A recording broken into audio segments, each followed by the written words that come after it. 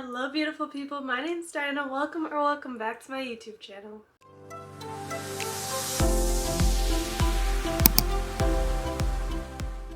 So welcome to part 2 of my May reading vlog. If you guys haven't already watched part 1, this one is going to continue right from where I left off after being about halfway through Magnolia Parks Into the Dark. So I'm going to start with that one and I'm going to give you my ratings for these books as I go. I'm going to be finishing Magnolia Parks in this video and then reading 2 more books and giving you all my thoughts about them without any spoilers. So yeah, let's continue right where we left off reading Magnolia Parks Into the Dark. I'm doing this update on my phone because I forgot to bring my camera this morning. But me and Arthur, we're driving again, doing another tree delivery featuring the trees in the bed of the truck. So yeah, I am probably around 75% through Magnolia Parks, the long way home.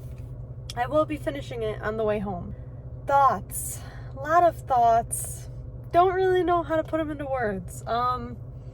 First of all, we got the title and a quote, which I have to read because I really like it. I hate being without her. Rummage through the drawer in my mind as fast as I can to find the words to tell her that I'm coming for her. I'm on my way back, that this is just the long way home. So, yeah, that's how we got the title. Also, don't mind Arthur in the background, unloading trees. Everything is so toxic. BJ is really making me mad.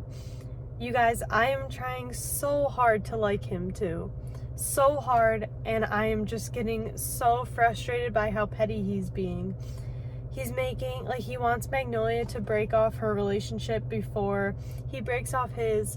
Like, no, just be a man and break up. Stop your relationship. I don't understand his logic on some things that are going on, and it's really making me mad.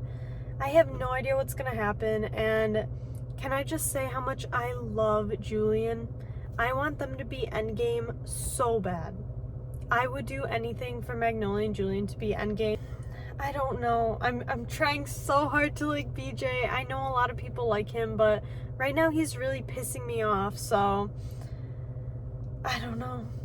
I don't know how it's gonna end. I really don't. And I don't want Julian's heart to get broken, but I think it's going to be. So yeah, I will update you guys when we get home and when I am done with Magnolia Parks, because I will be by the time we get home. We'll see how I feel about the ending. Will BJ redeem himself? I don't know. We'll have to wait and see, I guess. That ending? That's how we're gonna end it? Thank God I do not have to wait for the next book, because what the heck? How is everything gonna be great? I was like, are we gonna get a happy ending? No, of course we're not gonna get a happy ending, because then there'd be no more books. But what? Literally, what was that ending? I was crying. I was crying. I'm sad. Obviously, I'm not spoiling. No spoilers, but what? Literally, ugh. I know, you guys are probably wondering how I feel about BJ by the end of the book. He did redeem himself a little bit.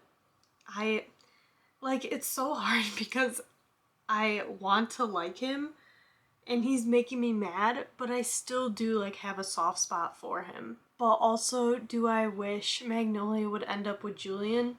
100%. Literally, I love them together. I love Julian. And I feel like we're going to get a lot of tea in Daisy Hates, The Great Undoing. I'm very excited to read that one because I need to know what's going on in Daisy's perspective, especially with how this ended. I need to know. I need to know what's going on. I feel like we're going to get a lot of juicy tea in that book. So I'm probably going to be starting it soon. I did annotate. Her quotes are just amazing. Like, any one of these I could flip to and it would probably just be the most beautiful quote ever. Let's test it out. Touching Parks is like touching no one else. It's like coming home. Like, come on. I really don't know what I'm gonna rate it, and going into part 2 of this reading vlog, I was like, I'm gonna give you guys my ratings like right off the bat. I'm just gonna, when I finish the book, I'm gonna give you my ratings. I think I'm between a 3.5 and a 4-star for this one. I'm probably gonna lean more towards 4-star just because I did really enjoy it and I wanted to keep listening to it, but I was just getting so fed up with how toxic and immature Magnolia and BJ were both acting. I do love her writing. I do love the characters, even though they all get on my nerves, and thank God someone finally got therapy in this book too. Like, I feel like if they all went to therapy, a lot of their problems would be solved. Yeah, I think I'm leaning 4-star for it, and I am gonna be starting Daisy Hates soon. I'm not sure when. It may not be till next month, but I feel like I do like Daisy Hates books a little bit more. We'll see, because I've only read one of them, but Magnolia and PJ are almost just like so toxic, and while I was listening to it in the car, I was like, if you really loved someone as much as they claim they love each other, would you really hurt them this many times over and over again? I don't know. I don't know. I still love the books. I love the characters. They all get on my nerves. BJ was really getting on my nerves, and I really thought, like, at the beginning of this book, I was like, okay, he's redeeming himself, we're good, like, we're finding out some stuff, and then, like, it just kept being so petty and back and forth, and I was getting sick of all the pettiness and backstabbings and sleeping around to piss someone else off. So yeah, Julian has my heart. I love that man. Has my entire heart. Cannot wait for his, he better get a POV in Daisy Hates the Great Undoing, because he got one in the first Daisy Hates, so I'm really hoping he has one in the second book. Now we're jumping right into the next book. We're not wasting any time here, and that is The Great Alone by Kristen Hanna. I'm very excited about this book. So I did start reading it. I'm only 10% in. I just started when I got home because I wanted something to listen to while I was working. So pretty much this book follows Lenny, who's our main character, and her father was, he fought in the Vietnam War, and the war's over, he's back home, but he has a lot of PTSD and he gets these nightmares and stuff. And one of his friends from war left a house to him in Alaska. I'm not spoiling it. It's all in the back of the book what I'm saying. I will not put any spoilers in. But so he decides that he wants to up and move him, his wife Cora, and their daughter Lenny, and they just want to go up and move to Alaska and live off the land. And pretty much that's all that's happened. They've gotten to the house and they realize that it's not really a house, it's like a shack, if that, and it's falling apart, and a lot of the people in town are like, you're gonna have to start preparing for winter. Like, it's, you gotta make your own food, catch your own food, hunt, and live off the land. And I'm thinking it's gonna be a lot harder than what they were expecting. I don't think they're expecting it to be as hands-on as it's gonna be living there. It's gonna be very different. So I'm curious what's gonna happen and see where it's gonna go. It's super different than The Nightingale, which I'm kind of excited about, because going in, I really thought this was gonna be like another war story where we were like in the depths of the war and it was gonna be like a lot of like fighting and stuff like that, where this is like totally different. It's more like maybe gonna be like Survivor vibes. I don't know. That's just kind of how I feel. 10% in, but her writing is so enthralling. Like, as I'm listening to it, I literally can like picture everything. Her writing is like, she describes the scenery so well, so I can like picture it in my head, and I love that aspect of her writing. So I'm really curious to see where it's gonna go. I'm gonna keep listening. I can't believe I'm already 10% in. Like, I literally feel like I just started listening to it, so it's going by really quick, but I'm excited. I'm excited for this one, and I will keep you guys updated as I keep listening to it. Alright, good morning friends. It's time for an update on The Great Alone. I am just about to start, like, I guess this is kind of like part 2, 1978, and stuff has definitely been happening. I'm still waiting for like one really bad thing to happen. Like, there's been a lot of small sad things that have happened. It definitely even feels a little bit more of like a thriller, kind of, not like completely, because there's not like something going on where you're like, who's doing it? But it's more just like them constantly fighting either animals or worried about what other people will do. And so far I will say that it's definitely more of humans that are showing their dark sides during this book. It is now winter in Alaska, so that means that the days are super short and the nights are long, and it's a lot of just darkness. And a lot of people who have lived there a while say like people go crazy when it's dark for this long. It's really hard mentally for people, and that's definitely holding to be true so far. It's such a quick read. Like, I've been listening to it on audio and crocheting, and I just like I'm going through it so fast, and it's really hard to stop listening to. So I'm really curious to see where it's gonna go, but so far like I'm loving the whole vibes of the book. I feel like it's so different. I haven't really read a book that's more like survivor, like they're trying to survive in Alaska with the harsh terrain and everything, and I'm really liking that aspect of the book. So obviously I'm waiting for something big and bad to happen because I feel like it's coming. Like, I can just feel it as I'm reading it.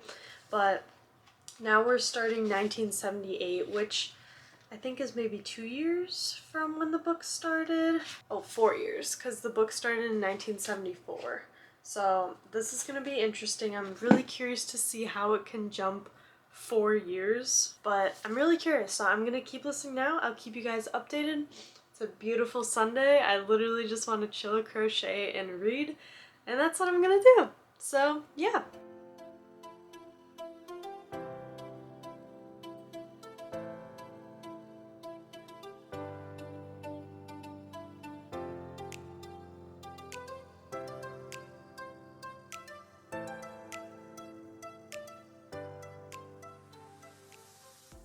So it's a little bit later in the day. I have been just laying in bed listening to the audiobook and crocheting. I actually have gotten quite a bit done since this morning. I got these 2 panels done with these cute little flowers, and then I'm starting the big panel that goes on the bottom. I thought I would give you a little bit of a blanket update. I am now 60% through, which I think is pretty crazy because I started this like 2 days ago.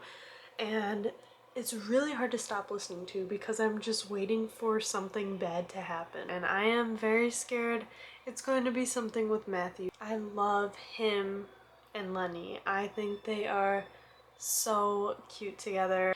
I absolutely love Lenny's character. I love how selfless she is and how she wants to make so much out of her life, but she's just so scared to leave her mom alone with her dad because she knows what will happen, and it just breaks my heart for her. 4 years did go by, so I am well into, I'm just going to call it part 2 of the book, and not like too much has happened. Some small stuff has happened here and there, but I feel like it just keeps building up until something big is going to happen, and I'm just scared to see what that's going to be. Time for an update on The Great Alone. I am 80% into this book. I've been listening to a lot today. I feel like ever since it got to like that 60-ish% mark, it has just been non-stop action for the whole time I've been reading. It has been non-stop, and a lot of stuff has happened. A lot of very emotional stuff, and I really have no idea where it's gonna go. I'm really hoping it's going to be a happy ending, but part of me does not think it's going to be. So I'm really scared. I'm scared to continue reading, but I really want to see what's going to happen.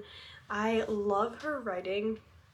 It is just so easy to get like enthralled in and to picture everything, and I love that this takes place in Alaska because like her describing the scenery and what everything looks like is so cool because I can literally like picture it in my head. I love our main character, Lenny. She is awesome. I love how brave she is, and I can't imagine going through all this stuff that her and her mom have went through. It breaks my heart for her. So I'm really rooting for her. I want her to have a happy ending. I'm just not sure if she's going to. So I'm gonna keep listening now. I think honestly I might be able to finish tonight, if not for sure tomorrow, and I'll give you guys my final thoughts, but I'm scared because I think the last 20% is going to be very emotional, and I'm probably gonna be crying. So we will see what happens. I'm hoping for a happy ending. I don't know if we'll get it though, so we'll see. Okay, so I finished The Great Alone yesterday, and I've been sitting on it just for like a day because I wanted to make sure I know what I want to rate it and kind of gather my thoughts about it. I decided to rate this one a 4-star. I honestly really loved it. Her writing is so beautiful, and I would honestly say this one is definitely more of like a thriller vibe than what I was expecting, so I did really enjoy that aspect of it. It gives me kind of like the same vibes as like Where the Crawdads Sing, maybe, because it has like that historical fiction vibe because it takes place in the past, but it is definitely very like Survivor because they're trying to survive the harsh Alaska terrain, and then it also has like kind of the thrillery vibe with what's going on with her dad and her mom and just like her trying to get through all of this stuff and us not really sure where it's going. So I did really enjoy it. I literally could not put it down. I will say check trigger warnings because there is some tough and hard topics covered in this book, and it definitely is like a sad read. I was sad for the last 30%. It is very emotional, and I was just having a hard time listening to it. Surprisingly, I didn't cry, which I cry over everything, so I'm really surprised I did not cry. I just will say that I felt like the ending was so rushed. The beginning of the book, I felt like we got some information that wasn't like super important, and the beginning did drag a little bit. I did enjoy it because I was listening to it on audio, but I think if I was physically reading it, I would have been like a little bit bored or just like waiting for more stuff to happen.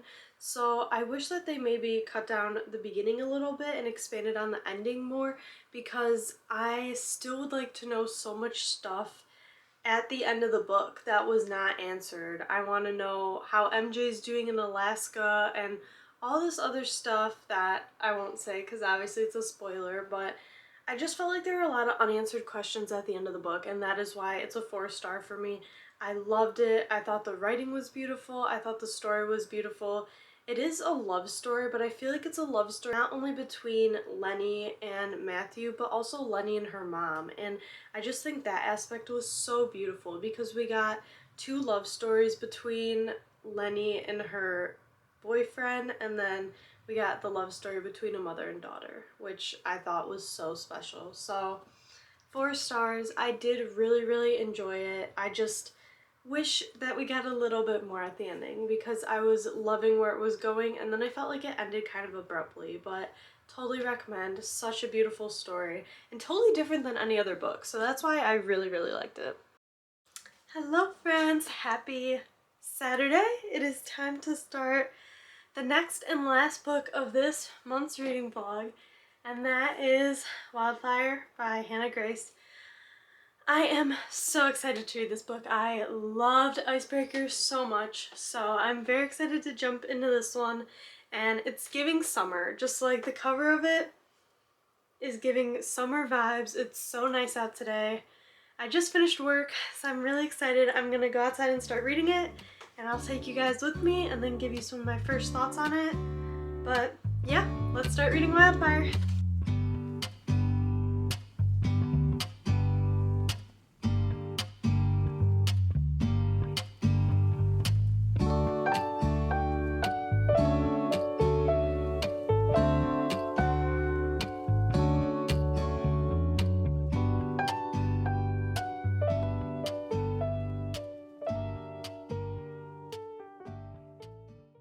Alright, I am 50 pages in, and I am loving this book. It is the perfect summer vibe. Literally exactly what I was looking for.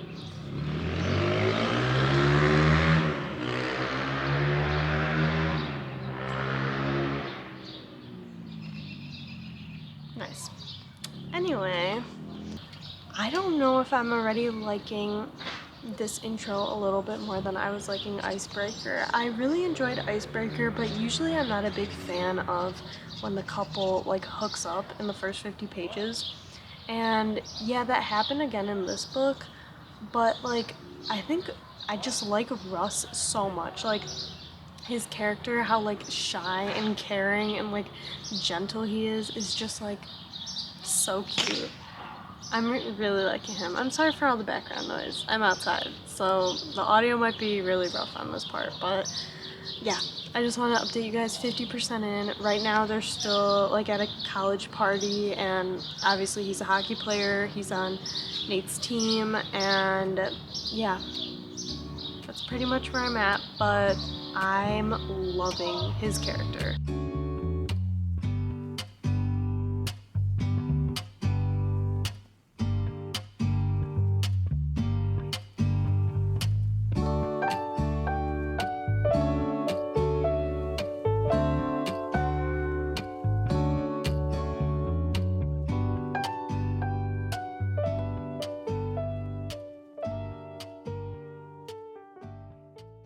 Good morning! I just wanted to give you guys a quick update on Wildfire.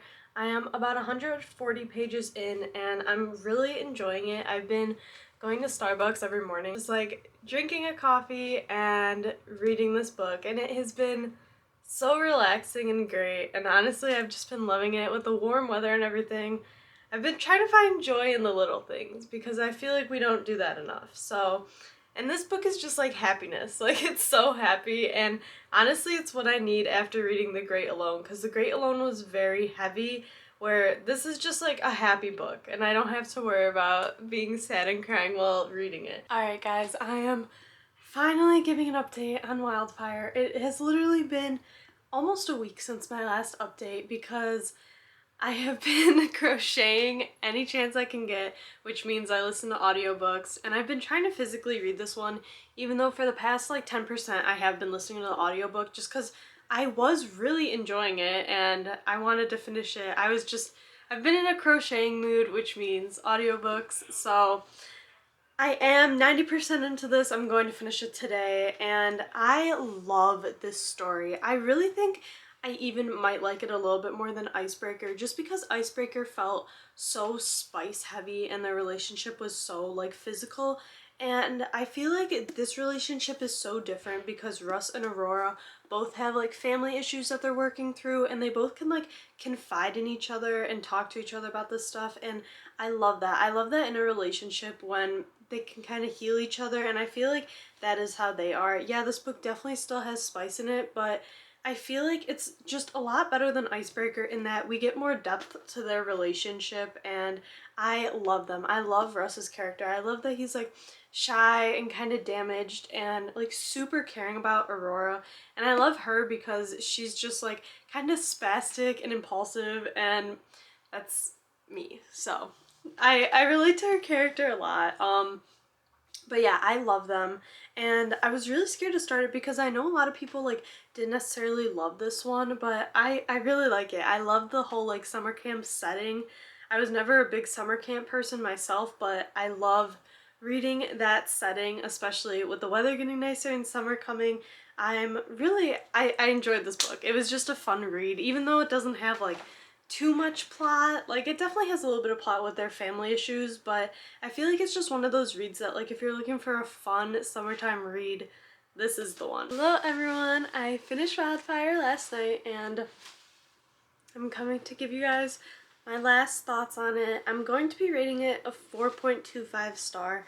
I really enjoyed this one, and I feel like it was just the perfect summer vibe. I wanted something summery and cute, and that's exactly what this book was. And like I said before, I love both their characters. I love that they both were kind of helping each other with like some of their family issues and stuff like that, and they could really relate to each other because they both had daddy issues and stuff like that. So I loved that aspect of it, that it wasn't just like them and their romance. Like, it was more to it. They were kind of healing each other and supporting each other, and I loved that. I loved both their characters.